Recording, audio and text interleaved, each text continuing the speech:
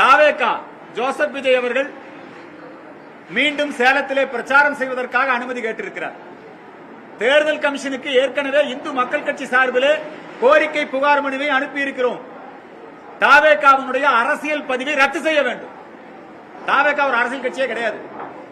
தேர்தல் கமிஷன் விதிமுறைகளின்படி, தேர்தல் ஆணைய விதிமுறைகளின்படி தாவேகா ஒரு நிகழ்ச்சி கூட நடத்தல.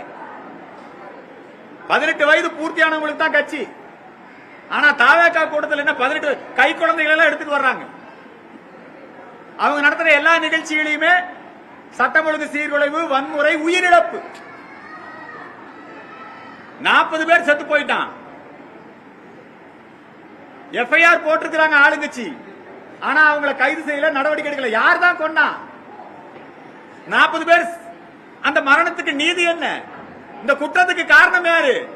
வெக்கமா இல்லையா? சிபிஐக்கு வெக்கமா இல்லையான்னு கேக்குறேன் நான். ஏன் நடவடிக்கை எடுக்கல?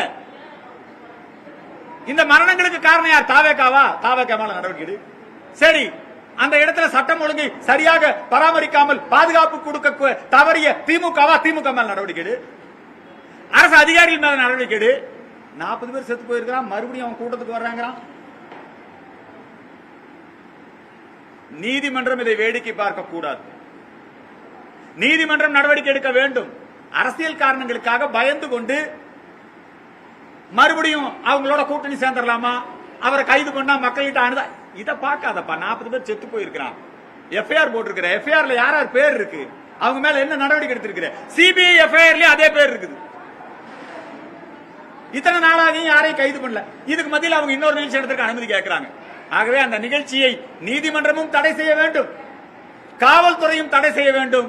திமுக பயந்துக்குது. திமுக ஜோசப், ஏன்னா திமுக தூண்டிவிட்ட டூல் கிட் தான் ஜோசப் விஜய். திமுக வேற, தாவேகா வேற அல்ல. ஒவ்வொரு தேர்தலுக்கும் திமுக ஒரு நடிகனை தயார் செய்யும். கடந்த தேர்தலே மக்கள் நீதி மையத்தை தயார் செய்தது கமலஹாசனை வைத்திருந்தது.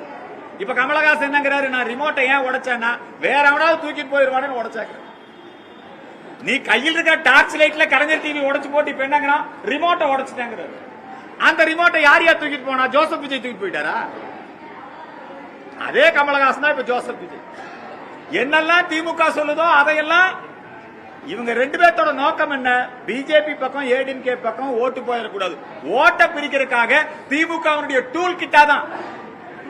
ஏன் விஜய் மேல நடவடிக்கை எடுக்க தயங்குறான்? அதனால இந்த விஜய் நடத்தக்கூடிய நிகழ்ச்சி, அந்த நிகழ்ச்சிக்கு தடை விதிக்க வேண்டும் என்கிற கோரிக்கை இந்த நேரத்தில் முன்வைக்கின்றேன்.